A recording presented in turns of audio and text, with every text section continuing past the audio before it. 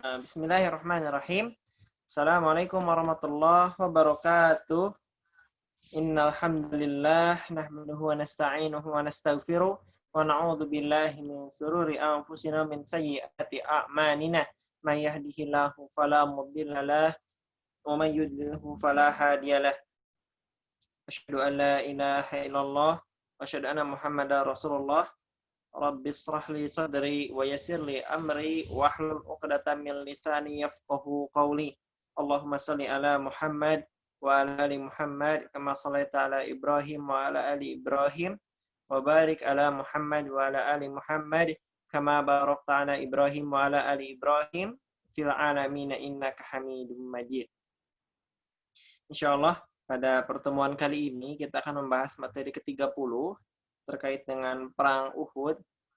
Saya berterima kasih kepada teman-teman masih antusias. Mohon maaf kinerja saya dalam mengajar jadi agak sedikit terganggu, sedikit banyaknya karena saya sudah berpindah rumah dan ada tugas yang baru dari pekerjaan saya, sehingga tidak semudah yang dahulu lagi bagi saya untuk mengajar. Mudah-mudahan teman-teman masih antusias dan masih menerima materinya dengan baik. Baik, kita mulai. Sekarang itu materi ke-30 yaitu terkait peristiwa setelah perang Uhud. Alhamdulillah, kemarin kita sudah membahas teman-teman terkait bahwa Rasulullah SAW akhirnya menggiring para sahabatnya ke puncak bukit Uhud. Dan akhirnya orang-orang kafir tidak mampu lagi untuk menyerang Rasulullah SAW, maka peperangan berakhir dengan kondisi yang seperti itu. Kaum muslimin sudah carut-marut, kocar-kacir, ada yang ke Madinah, ada yang entah pergi kemana, mungkin ke padang pasir, ke gunung-gunung, ke tempat yang jauh. Ini Rasulullah tersisa tidak banyak para sahabatnya bertahan di bukit Uhud. Sedangkan orang-orang kafir melihat Rasulullah Shallallahu Alaihi Wasallam. Karena kegirangan bahwa mereka berhasil memutarbalikkan keadaan, bahwa sekarang muslimin memiliki korban yang sangat banyak, maka pemimpin musuh yaitu Abu Sufyan itu berbahagia dan girang, bukan kepalang, memamerkan kemenangannya kepada muslimin yang melihat. Kenapa setiap ikut Zoom suara Ustadz tidak terdengar ya? Saya kan buka Zoom di laptop dan di HP. Di laptop saya terdengar. Mungkin yang lain juga saat ditanya masih bisa mendengar. Bukan saya aja. Ya, syukur alhamdulillah kalau sudah terdengar. Mungkin itu urusan volume mungkin ya. Boleh diperbaiki lagi speakernya, volumenya, sinyalnya. Karena peserta lain bisa mendengar suara saya. Baik, kita lanjutkan ya. Jadi Abu Sufyan sekarang berbangga-bangga pamer kemenangannya di hadapan muslimin. Namun tentu muslimin tidak mau direndahkan seperti itu saja. Ketika Abu Sufyan bertanya tentang kabar dari apakah benar Rasulullah SAW terbunuh, apakah masih ada Rasulullah di antara kalian, apakah masih ada Ibnu Abi Quhafah, maksudnya Abu Bakar, apakah masih ada Umar bin Khattab, Rasulullah padahal menyuruh diam ya, supaya tidak terprovokasi, supaya peperangan sudah saja cukup sampai situ. Namun Umar bin Khattab tidak tahan bahwa kaum muslimin itu derajat tinggi di sisi Allah. Al-Islamu ya'lu wa la yu'la alaih. Islam itu tinggi dan tidak ada yang lebih tinggi darinya. Makanya kenapa Umar bin Khattab tidak suka dengan sindiran Abu Sufyan, maka ia pun menjawab tegas bahwa Rasulullah ada, Abu Bakar ada, semuanya sehat. Makanya kenapa Abu Sufyan pun masih penasaran, masih simpang siur. Karena yang bilang Rasulullah sudah terbunuh adalah pasukan musyrik sendiri, yaitu adalah Ibnu Qami'ah ya, Ibnu Qami'ah yang telah membunuh Mus'ab bin Umair, yang mana Mus'ab bin Umair perawakannya mirip dengan Rasulullah Shallallahu Alaihi Wasallam. Nah, makanya kenapa setelah saat itu Abu Sufyan memanggil Umar, minta kemarilah Umar. Jadi mungkin kalau bahasa Arabnya saya tidak tahu ya apa persisnya, mungkin ta'ala. Ta'ala itu artinya kan kemarilah. Nah, ketika dipanggil seperti itu, maka Rasulullah pun mengutus Umar, sudah pergi, lihat apa yang dia mau. Maka Umar pun akhirnya maju, bertemu dengan Abu Sufyan, maka Abu Sufyan pun dengan nama Allah bersumpah bahwa demi Allah, aku memohon kepadamu, kabarkan tentang apakah kami benar-benar telah membunuh Muhammad. Maka Umar pun menjawab, tidak, sungguh tidak sama sekali. Bahkan Muhammad, Rasulullah SAW masih mendengar Abu Sufyan berbicara. Jadi perbicaraan yang sekarang ini didengarkan oleh Rasulullah Shallallahu Alaihi Wasallam. Abu Sufyan pun akhirnya percaya pada Umar, karena bagaimanapun Umar itu orang yang terpercaya ya, dibandingkan dengan Ibnu Qami'ah itu sendiri. Akhirnya orang-orang kafir pun akhirnya pulang. Namun sebelum pulang, Abu Sufyan sesumbar bahwa tahun depan, adanya mungkin, bahwa tahun depan akan berperang lagi di Badar, sebagai ya mungkin balas dendam, penentuan atau apa. Yang jelas Abu Sufyan sekarang sudah sesumbar ingin perang kembali. Akhirnya Rasulullah meminta sahabatnya untuk menerima, dan sahabat pun meneriakan penerimaan tantangan perang tersebut. Nah, kemudian ketika Abu Sufyan pulang dengan pasukannya, Rasulullah khawatir bahwa muslimin sekarang benar-benar sedang lemah, sedang kocar-kacir, carut-marut. Walaupun jelas-jelas korbannya muslimin lebih banyak ya. Tetapi kan tidak tahu musuh itu apa rencananya. Makanya kenapa Rasulullah mengutus Ali bin Abi Thalib untuk memata-matai musuh.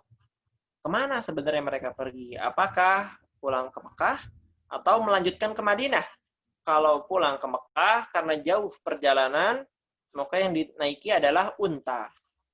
Tapi kalau ke Madinah karena dekat perjalanan dan kuda tidak mampu untuk perjalanan jauh, unta tidak mampu untuk berlari kencang dalam perjalanan dekat sekalipun, maka maka musuh pasti akan naik kuda supaya berlari walaupun tidak bisa sangat jauh larinya, tapi cukup untuk berlari menyerang ke Madinah.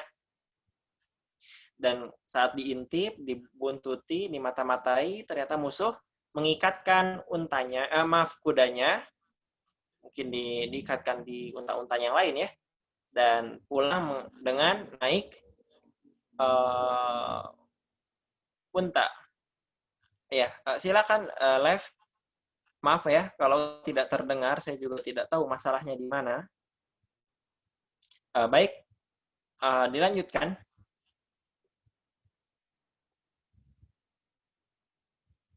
Akhirnya setelah musuh pulang, maka bisalah kaum muslimin untuk mengurus jenazah korban-korban perang Uhud.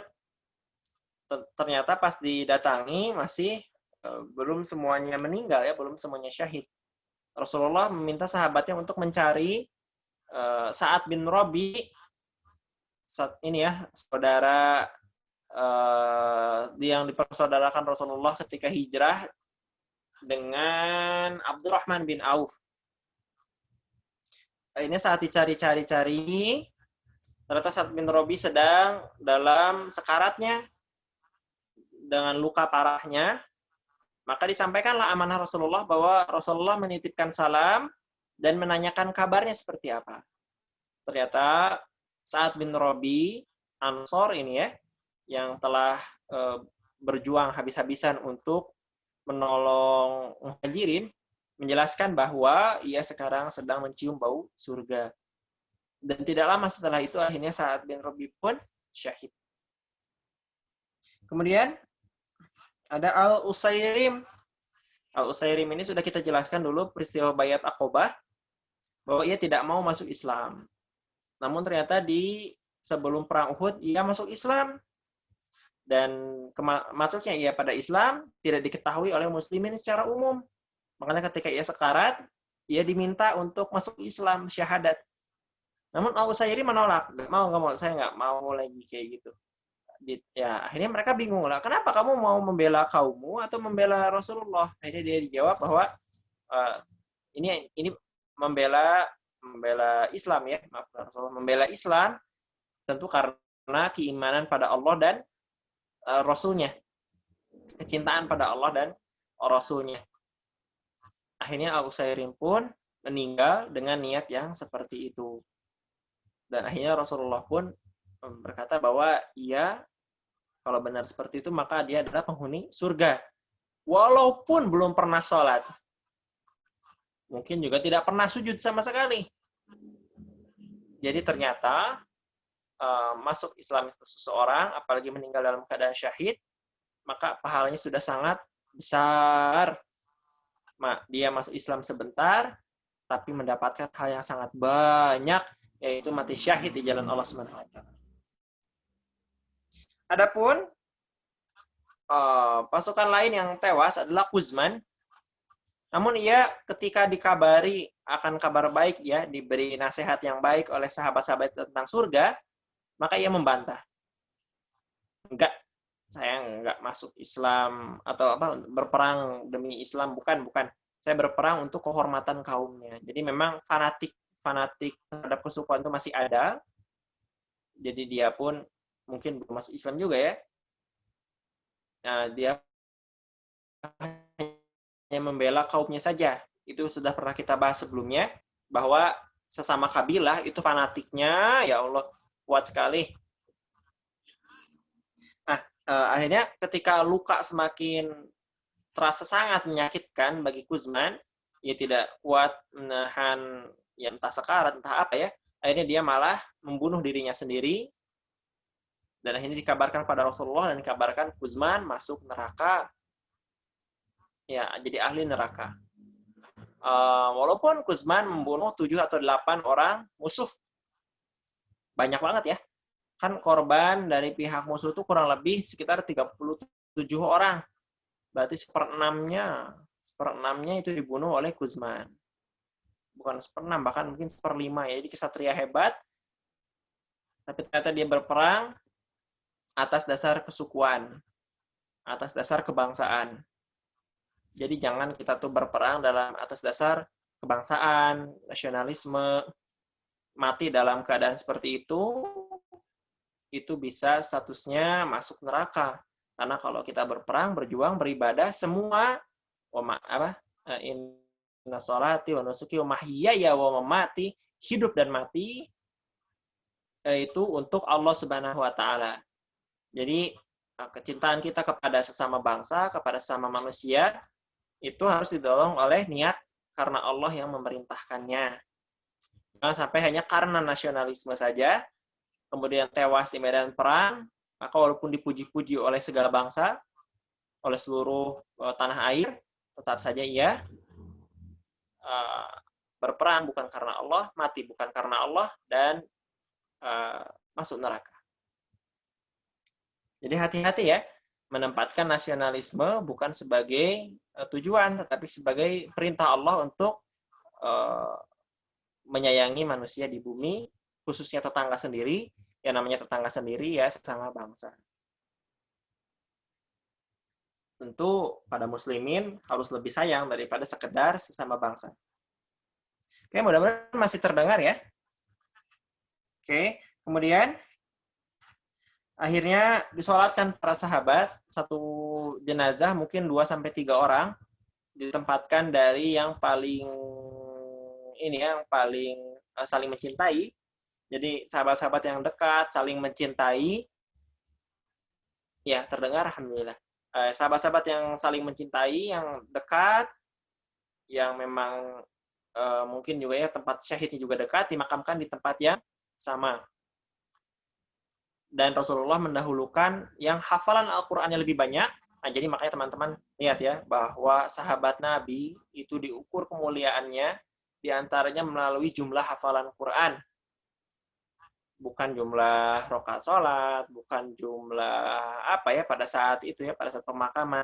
Makanya jangan pernah meremehkan kedekatan kita pada Quran, kedekatan kita pada banyaknya hafalan yang dihafal karena Allah, bukan karena manusia.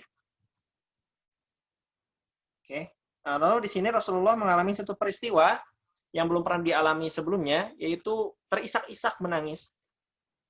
Ketika memeluk Hamzah, kemudian berdiri lagi, menangis lagi. Dan sahabat Nabi belum pernah melihat Rasulullah menangis seperti pada hari itu ketika melihat Hamzah. Hamzah itu paman Nabi yang luar biasa jasanya, yaitu tombak perutnya, dan ternyata dadanya dibelah, mukanya dirusak oleh Hindun binti Utbah, jantungnya digigit. Dan memang banyak sekali korban dari muslimin itu dirusak badannya, terutama oleh perempuan. Perempuan-perempuan musuh, karena marah, karena apa ya kita tidak tahu. Ya kalau Hindun jelas karena marah, dendam, ayahnya, pamannya, saudaranya tewas. Akhirnya dia balas dendamnya dengan cara yang keji seperti itu. Dikunyah ke jantungnya Hamzah, namun lalu dikeluarkan lagi. Jadi Rasulullah menangis terisak-isak pada saat itu. Satu peristiwa yang langka sekali. Nah, kemudian Rasulullah akhirnya kembali ke Madinah, dan tentu saja sahabat Nabi sedih ya. Di sana sahabiat, terutama istri-istri, anak-anak perempuan itu sedih melihat keluarganya tewas, mendengar keluarganya tewas. Namun mereka terhibur juga oleh selamatnya Rasulullah. Ada yang menjerit, ada yang menangis, tapi sebagian lagi ada yang asal Rasulullah selamat, mereka merasa baik-baik saja. Saat dihitung, jumlah korban kurang lebih ada 70 muslimin yang syahid. Walaupun ternyata Ansor sangat banyak, yaitu 65 orang. Saya juga tidak tahu ya, kenapa Allah memuliakan Ansor di perang Uhud sebanyak itu. Padahal muhajirin hanya diprediksi sekitar 4 orang saja. Satu lagi orang Yahudi Mukhairik, walaupun sebagian ulama tidak setuju. Oke. Jadi 70 yang tewas, 65 dari Ansor, muslimin padahal ada 700 ya, tetapi sisanya kan ini ya, bukan hidup baik-baik saja, sisanya terluka, tertusuk, tertombak, cacat, lumpuh, apa segala macam.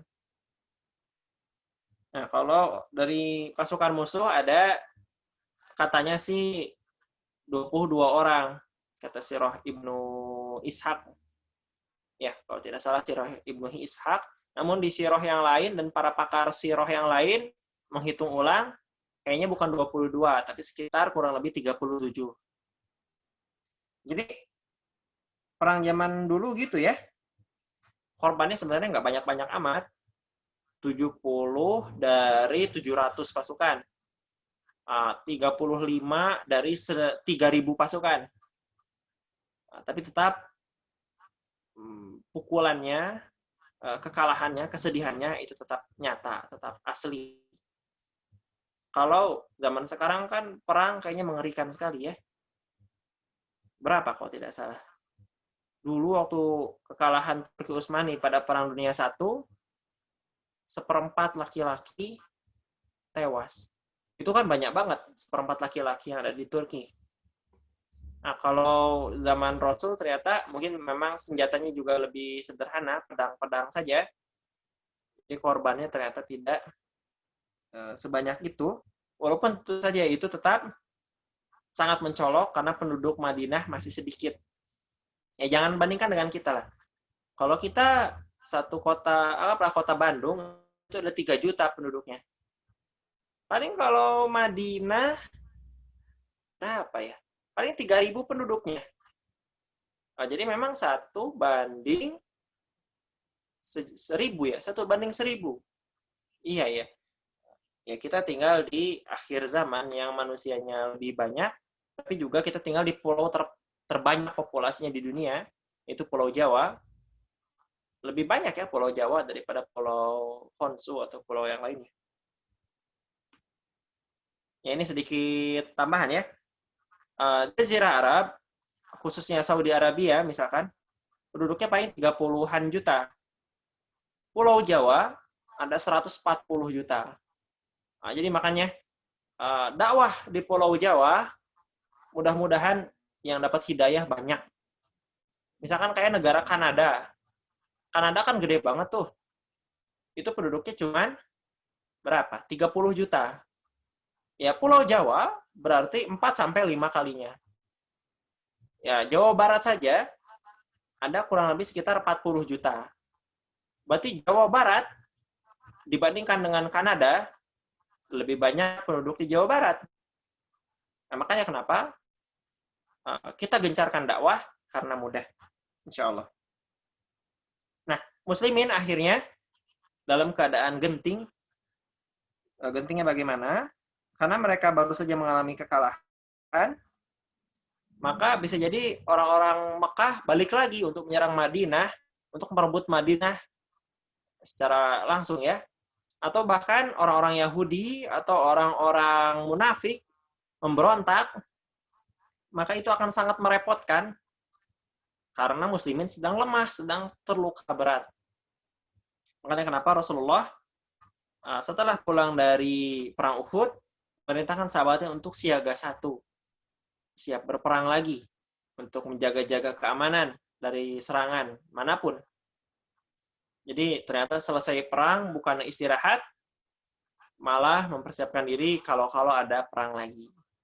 Insya Allah besok kita akan membahas Hamra'atul Asad, yaitu ketika Rasulullah mengejar tentara orang-orang kafir yang pulang ke Mekah dengan tujuan agar mereka tidak menyerang Madinah. Insya Allah besok ya. Terima kasih atas antusiasnya. 1, 2, 3, 4, 5, 6, 7. 7 orang Alhamdulillah peserta hadir di sini. Tambah saya berarti 8 orang. Ada istri saya di sini jadi 9 orang. Jadi mudah-mudahan nanti rekamannya diupload insya Allah. Mudah-mudahan ilmunya sampai pada teman-teman semua. Kalau ada pertanyaan, boleh segera ditanyakan sebelum ditutup. Walaupun tentu saya berharap kalau bertanya lebih utuh itu di grup ya, supaya saya lebih santai menjawabnya. Sebelum kita tutup, sambil menunggu kalau ada yang bertanya, mari kita bersalawat dulu kepada Rasulullah kita. Kemudian kita doakan Rasulullah dan para syuhada, para sahabat Nabi, baik muhajirin, baik ansor, baik syahid di Badar, baik syahid di Uhud. Semuanya Allah muliakan. Kita yang nggak tahu di mana surganya, insya Allah. Ya, kita bersalat dulu. Allahumma sholli ala Muhammad wa ala ali Muhammad kama shallaita ala Ibrahim wa ala ali Ibrahim wa barik ala Muhammad wa ala ali Muhammad kama barakta ala Ibrahim wa ala ali Ibrahim fil alamin innaka Hamidum Majid. Ya Allah, muliakanlah Rasulullah, muliakanlah para sahabat Nabi Muhajirin dan Ansor.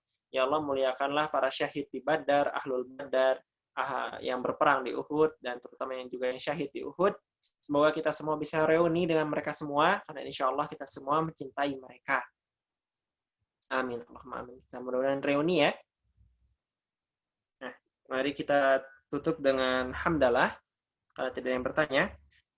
Alhamdulillahirabbil alamin. Kita istighfar yang khusyuk.